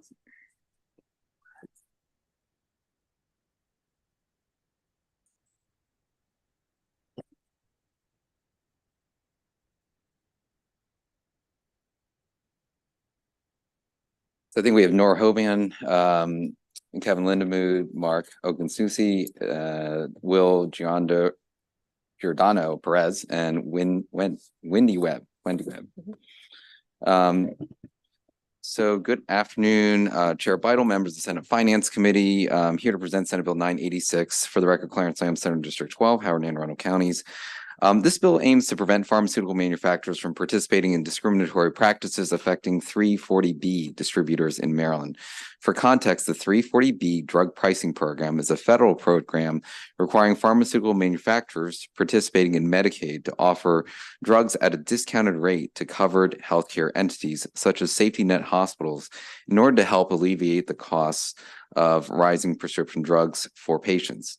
These covered entities are allowed to designate pharmacies that dispense 340B covered drugs so that funds saved from the hospital can be funneled into community health programs. Ultimately, this bill will prevent pharmaceutical manufacturers from imposing restrictions that limit the number of pharmacy-covered entities that can contract to receive these discounted medications. As a result, healthcare entities covered by the program invest in wraparound services and programs that best meet community needs and address barriers to care, regardless of race, ethnicity, education, or poverty. Healthcare entities covered under the 340B program include federally qualified health centers, Ryan White clinics, and hospitals that treat a disproportionate share of low-income patients. Participating 340B providers contract with community pharmacies to help improve patient access to needed medications. These contracts allow patients to pick up prescription drugs from their local community pharmacy without returning to the 340B center or hospital, which can be time-consuming, particularly for patients in rural areas. This arrangement eases patient access, improving medication adherence, as well as health outcomes. Since 2020, 29 pharmaceutical manufacturers have begun limiting the number of pharmacies covered entities can work with to receive discounts on 340B drugs. This decision has undermined the program's intent, has put vulnerable communities at risk. In September 2020, Eli Lilly announced that covered entities without in-house pharmacies would have to choose a single contract pharmacy. AstraZeneca and Sanofi followed suit in October of 2020 as well.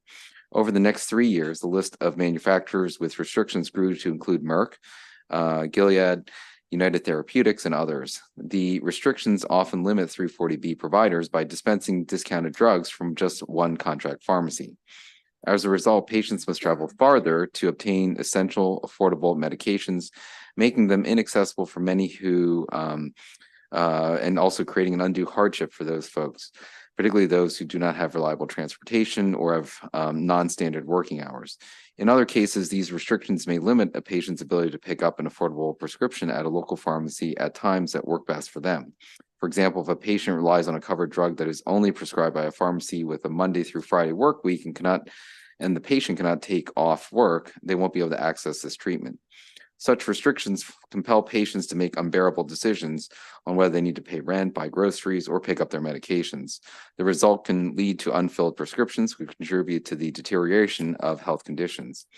Over the last 32 years, the 340B program has supported medication adherence and overall better health and prevented acute escalations of chronic conditions, avoiding the need for more costly care. If manufacturer restrictions are checked, safety net providers will have no choice but to cut services. Think of the patients that are most affected by these restrictions. It's those who cannot comfortably pay out of pocket for these medications. It's the numerous Marylanders living in poverty, as you'll hear from some of those who testify today, who will be apparent that these restrictions really help to exacerbate health equity here in the state.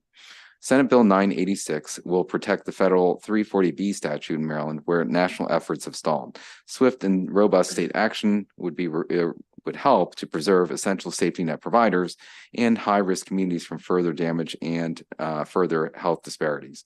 The loss of access to 340B medications is common in Maryland. 12 states throughout the country have already introduced similar legislation this year. There are two amendments to the bill's language. The first amendment is to clarify which entities should be regulated by the Board of Pharmacy to align with their jurisdiction. The second amendment is to remove third-party logistics providers as one of the parties the bill applies to. With that, let me close and pass along to other members of the panel. Happy to take any questions at the end. Thank you, Senator. So we're going to start with the gentleman next to you and just go right down the line, please. Thank you. Good afternoon, Madam Chair, members of the committee. My name is Mark Ogunchusi. I'm an attorney and doctor of pharmacy. I've practiced pharmacy throughout the state of Maryland and currently practice law at Powers Law Firm, where I focus on the 340B program and pharmacy law.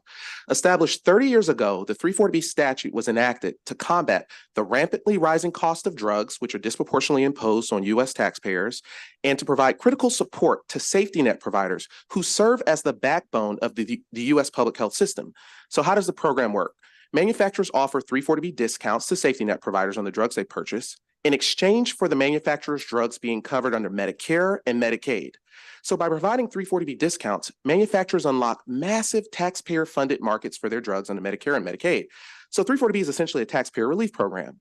But what does the statute govern? The 340B statute is a drug pricing and purchasing statute. It sets a price, it says who may purchase drugs at that price, safety net providers. But critically, the statute is silent on delivery of drugs to pharmacies like contract pharmacies, which is exactly what Senate Bill 986 would govern. And why? Congress intended to permit safety net providers to continue to use contract pharmacies as a matter of state law. As evidence of this, the Health Resources and Services Administration in 1996 stated in the Federal Register, contract pharmacies are a matter of state law. So your governance under SB 986 of contract pharmacy distribution is not only consistent with the federal program's intent, it's consistent with your historic power to regulate public health within your borders because contract pharmacies are a matter of public health. This is why 20 other states have either enacted or introduced laws similar to SB 986, most recently Virginia and West Virginia, but it's also why PhRMA's attempt to invalidate one state's law in Arkansas failed at the Arkansas District Court. You have the power to protect Maryland's public health. Please enact SB 986 to protect Maryland's underserved communities and the safety net providers that serve them.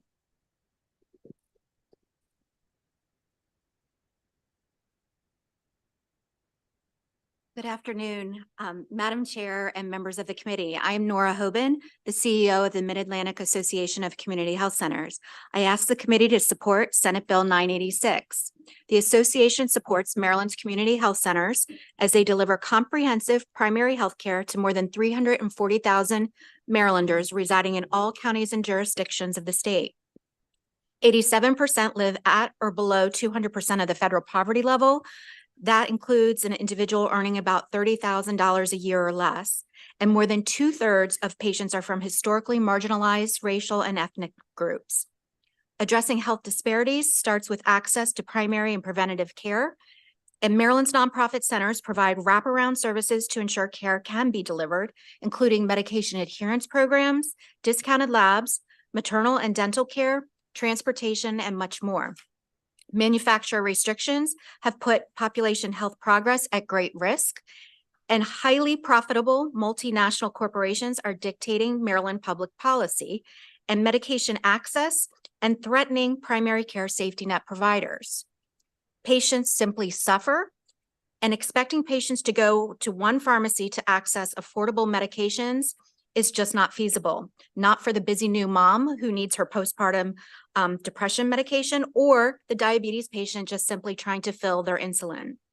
Providers are forced to cut access to critical services at a time when Maryland is being watched as a leader with the total cost of care model aimed at keeping all Marylanders healthy. Restrictions impact the financial viability of our health centers.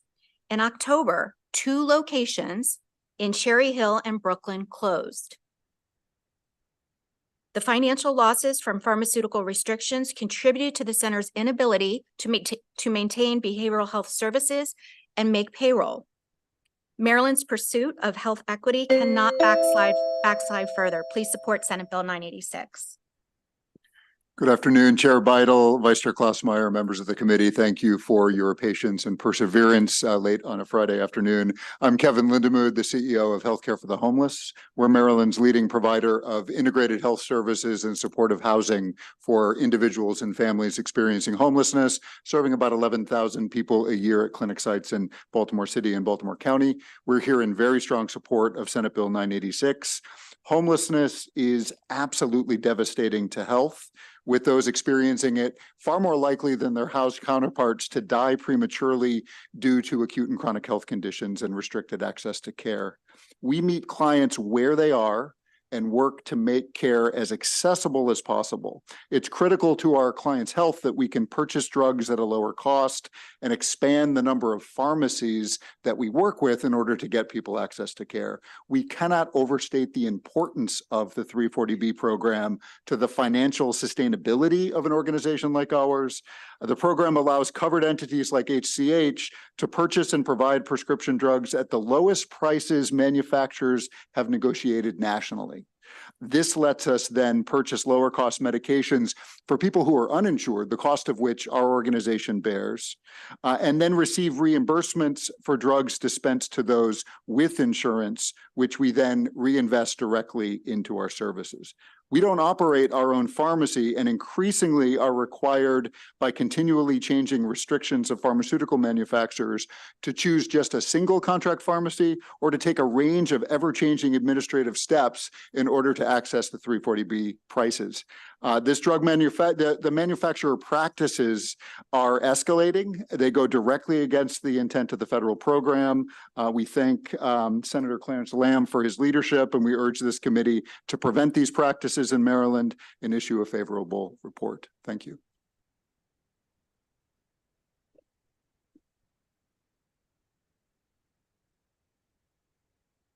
Ready? Good afternoon. My name is Dr. Wendy Webb, and I'm the Chief Pharmacy Officer at Greater Baden Medical Services. I want to share with the committee the importance of Senate Bill 986 and the 340B program to Greater Baden, a federally qualified health center located in Southern Maryland. Greater Baden serves 19,000 patients, mostly low income, at 8 clinics throughout Prince George's, Charles, and St. Mary's counties. With one in-house pharmacy to serve 96 zip codes, community contract pharmacies are essential. Financial constraints, qualified workforce, and space make it impossible to have in-house pharmacies at each of our locations. Contract pharmacies, as you know, offer longer hours, which helps ensure patients can access 340B medications and mitigates barriers to obtaining life-saving medications. This is even more critical in rural areas. Additionally, 340B Savings provides 33% of Greater Baden's operating budget, allowing Greater Baden to offer critical medications at a discount, recruit and retain more providers, and develop specialty services to meet community-specific needs. For example, with 340B Savings, Greater Baden has expanded maternal health services to address scarce obstetrics care in Prince George's County. This legislation will preserve and save the lives of Marylanders. Health equity starts with legislation, as you know, and manufacturer restrictions are an assault on health equity. For example, one of our patients, patient X, lives in Glen Burnie. If they use their nearest contract pharmacy to get their insulin due to manufacturer restrictions, it is not a designated pharmacy. The cost would be $1,040.90 for that prescription. If they travel 2 hours round trip to our Greater Baden pharmacy, the cost would be $21. So as you can see, these restrictions create undue hardships and force patients to make unbearable decisions. While this sounds dramatic, it's a fact. People die without their medications. So in conclusion, to ensure access to life-saving medications and to further invest in the health of Maryland's medically underserved communities, please support Senate Bill 986. Please, please protect our people. They rely on us. Last up. Good afternoon, Madam Chair, members of the committee. I'm Dr. Giordano Perez. I'm the Chief Medical Officer for CCI Health Services, and I'm here in support of Senate Bill 986. CCI is a federally qualified health center serving about 40,000 patients throughout Montgomery and Prince George's County. More than 90% of our patients are members of historically marginalized racial and ethnic groups, and nearly 1 in 4 receive their care in a language other than English. Most of CCI's patients live in poverty and cannot afford medications without substantial discounts made possible by the 340B program. Nationally, the top 3 conditions that community health centers like us treat with 340B medications are diabetes, high blood pressure, and mental health conditions. We see more patients with complex medical needs and chronic conditions than the average primary care office, and that's because we provide care in underserved communities. While consistent, appropriate treatment can often keep patients with chronic diseases healthy, out of hospitals and out of emergency departments, manufacturer restrictions make it difficult for our patients to afford their medications. It is dangerous to discontinue a medication that is effectively managing chronic conditions like high blood pressure. However, in situations where a patient cannot get to the designated pharmacy, providers are forced to consider medication changes. Or worse, the patient cannot afford the new option and goes without the medication. This was the case with one of our families. When a mother could not access her blood pressure medications, it was instead transported by ambulance to an emergency room for treatment. The use of 340B discounted drugs allows us to better manage chronic diseases that can otherwise lead and do lead to the early, unnecessary, and preventable death of our already vulnerable and disenfranchised patients. We're here for your support. Thank you for the time. Thank you. Do I have questions for this panel? Anybody have a question? Senator. First of all, I kind of chuckled when you said about the medication. If you don't take your medicine or they change your medicine, it could be a terrible thing. And we're working on a bill right now to try to fix that, but we're having a little bit of a problem with it. But we all know if you don't take your medicine, a friend of mine, his mom didn't take her medicine, and I believe she might be in the hospital at this point. So because of that. But anyway, I'm just a little confused about the whole program. It's fairly new to my thinking. But is there some kind of oversight or compliance or anything to see what people are doing or different organizations are doing? I don't know. And Yes, Senator. So the federal 340B program contains a lot of oversight mechanisms. The government audits covered entities, including hospitals. Manufacturers audit covered entities, but also covered entities self-audit. There are third-party administrators, these vendors that track every unit of drug dispensed to make sure it goes to an eligible patient. So there's a lot of oversight. I'm just concerned about it being such a federal program, and we're trying to fix it here, and it's so big. I don't know how that all works. And from what I hear, some of the hospitals are in the 340, and then they contract with different pharmacies. Is that the way it works? Yes. And the main two are CVS and Walgreens. It can vary. So let me just go back to the compliance piece a bit. It's a compliance program that has teeth, and the way it has teeth is you can lose your status of being a covered entity and get kicked out of the program completely. Or if you're found out of compliance, you actually have to pay back the money to manufacturers. And there's been a lot of criticisms from pharma saying that hospitals are doing bad things under this program. And honestly, I can tell you that out of all the hospitals that participate in Maryland, it's probably about half of our hospitals. The audits that have happened since fiscal year 2021 through 2023, there's been eight of our hospitals who have been audited. Out of the 8, 7 have come back with completely clean audits. 1, there was a problem, and they actually had to pay back the money to the manufacturer. So this compliance program is real, it works. And I don't think that's I know what's being said. I don't think it's a valid argument. If I could just add one thing to that in terms of the federal compliance, manufacturers often say diversion to non-patients, but the evidence shows that is untrue.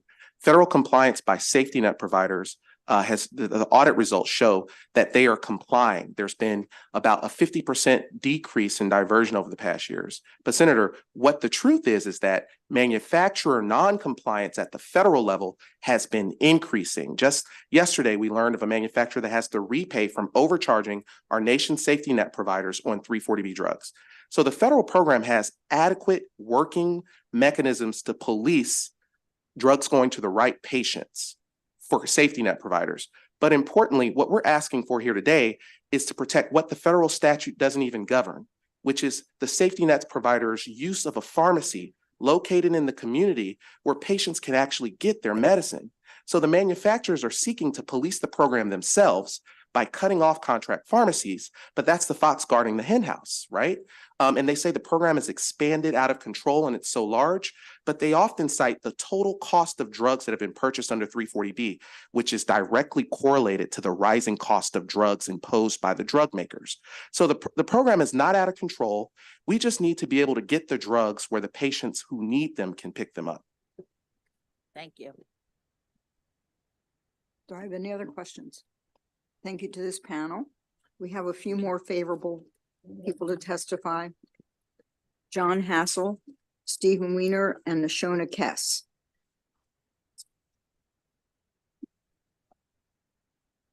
There's Stephen, there's Nashona, and there's John. Okay. John, let's start with you and then we'll just go right down. Thank you. Thank you, Madam Chair. Members of the committee, my name is John Hassel. I work for AIDS Healthcare Foundation. We run 2 Ryan White HIV clinics in the state of Maryland, in Temple Hills and in Baltimore. We use the 340B program to augment the services to keep people in care. So that means from testing to linkage to care, the first 3 appointments with the doctor, counseling to keep them on their medication. As you said, Senator, if you don't take the medicine, it doesn't work. So we have to have adherence counselors in our pharmacy to make sure the person living with HIV reach viral suppression. Treatment is prevention for HIV. So once someone is virally suppressed, they cannot pass the virus on to someone else. And that means that the 340B program is essential to the HIV response in our country. What you're seeing today is a favorable reaction to the pharmaceuticals industry to restrict the number of scripts that would qualify for the 340B discount. And that's all this is about. So they want to put these one size fits all, company by company restriction on who gets the price for the 340B drug. And that is an attack on the healthcare safety net in the state of Maryland. You ask a great question, why isn't this being dealt with at the federal level? Well, you can look at the headlines today. Congress isn't legislating very much these days. So we are coming to the states and saying, stop this effort to restrict the program. This is all about taking that discount and keeping it for the profits of the drug company. So I urge a favorable report. Thank you very much for your time.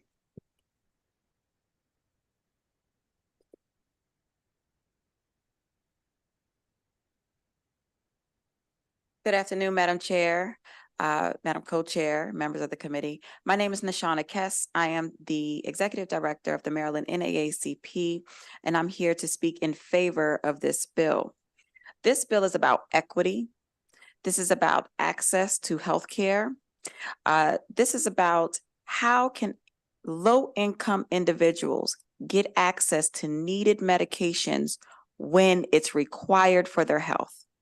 Limiting access to medication disenfranchises these low-income patients, including low-income Black communities who need their medications to live. Now, within the last 24 hours that I learned about this bill, I've heard of different incidences where members of the community had to go to different areas to get their medication.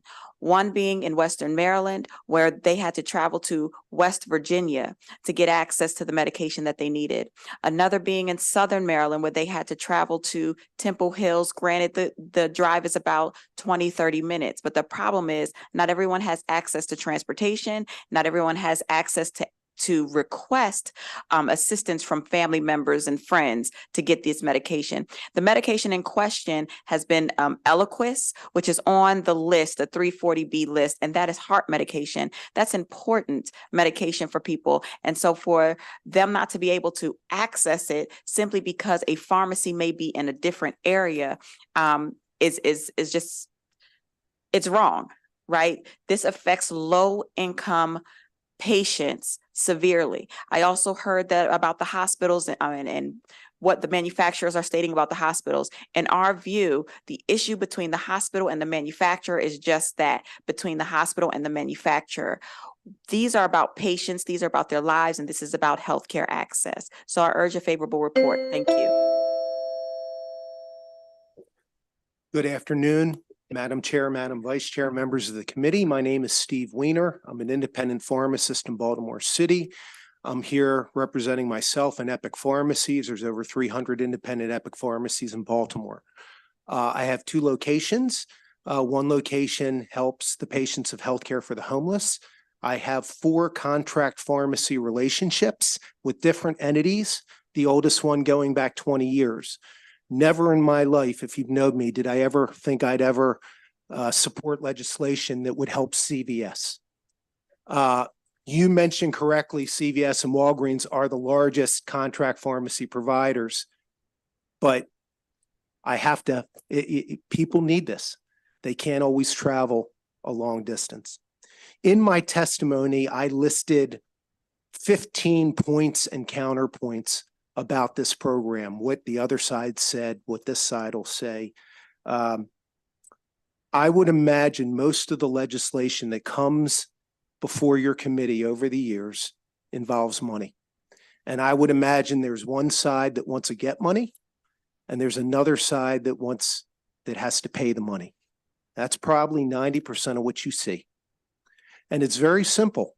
We have a federal program where the manufacturers agreed in 1992 to give the best price to these covered entities, the price down here, and they'd rather charge up here.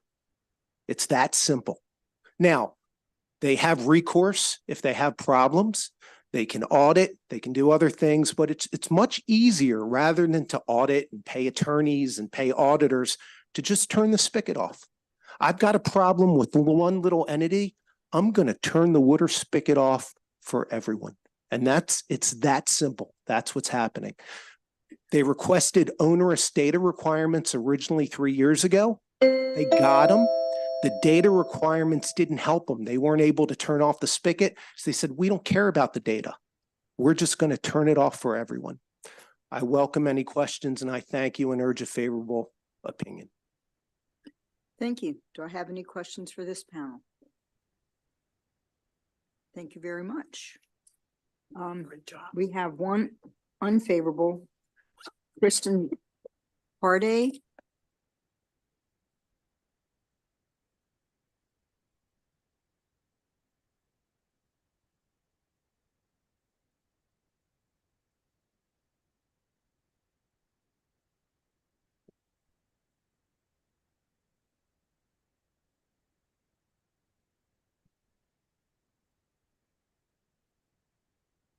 Good afternoon, Madam Chair, members of the committee. My name is Kristen Pardee, and I'm in state policy at Pharma.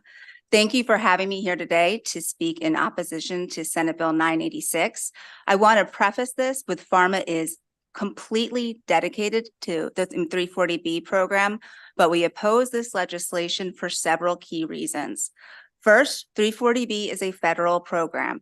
It is in need of comprehensive, not piecemeal reform, and that needs to take place at the federal level because this is governed exclusively by federal law.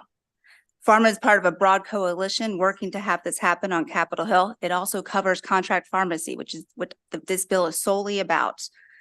In addition, this legislation exasperates and codifies existing problems in the 340B program. It also is dealing with sorry about that. Manufacturers have to ship to unlimited pharmacies. These pharmacies are not 340B covered entities, and their massive growth, over 8,000% in 10 years, is not correlated with an increase in uninsured rates, poverty rates, or areas of medical underservice. It's the lack of oversight and transparency in this program has made it a significant profit generator for certain covered entities, chain pharmacies, pharmacy benefit managers, and other middlemen. Finally, whether manufacturers can be required to ship and extend these prices to these pharmacies is still being litigated in a number of courts across this country. In fact, 2 of the states that have passed this law, Arkansas and Louisiana, are currently in litigation in federal court. Thank you for your time, and I'm happy to answer any questions or respond to any of the comments that were made by the previous panels. Senator Glassmeyer. You know how many hospitals in Maryland are 340? Okay, yes. So generally across the country, it's about 2/3. I did do a quick look at the Maryland system. If you look on the HRSA website, which is what they discussed as oversight, you can see all of them. So it's I at least noticed all of your major ones. So Johns Hopkins system, University of Maryland system, pretty much all the big ones that you would think of. And how about the MedStar group? I would have to double check on MedStar. I actually did a spreadsheet, but somehow it didn't make it into my I packet. only say that because MedStar always gets left out of the loop, and they have many hospitals in our state, and they're big conglomerates. So, but I was just curious as to how many hospitals were taking advantage of this here, so, but that's okay. It's late in the day. We can If absolutely you get you find that number. out, Oh, that would absolutely. be great. Kristen, thank you. I don't see any other questions. Thank you for your testimony. Thank you. We have one more person virtual, Joanne Oport. Hello again. Hi, how are you, Madam Chair? You and I will become close friends with the committee. I just wanted to echo what Senator Lam and his panel spoke about, that we should be ensuring that patients have access to medication. At the height of the work we do at Africans for Mental Health, it's a complaint and the anxiety that patients who are living with mental illness will not have access to treatment plans that actually work with them. It's already challenging enough for patients who are living with mental illness to take medication, and to always live in the anxiety that I might not have access to it because the pharmacy that is supposed to provide it doesn't have that medication, or that I have to travel very far for that medication, causes an inconsiderable burden to individuals who are living with mental illness. Aside from that, there are other comorbidities that come from taking some of this medication. And so some patients have to take high blood pressure or have to take medication to manage their weight, or other types of medication that will be able to give them a better quality of care. We can wait for the federal government to address this issue, but we are here in the state of Maryland, and Marylanders are struggling to be compliant with their medication plan or their treatment plan. And so to wait for something like this only at the federal level would be so inhumane. Individuals who need access to proper medication should be able to access them no matter where you are in the state of Maryland. I don't want patients to have to travel so far when they can get them close to where they live. Not everyone has access to transportation.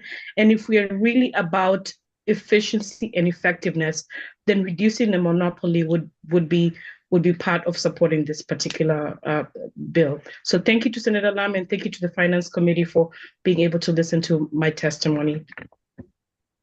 Thank you, Joanne. Do I have any questions for Joanne? Have a nice weekend. Thank you. This ends the hearings for today, Friday, March 8th. Thank you all and have a good weekend.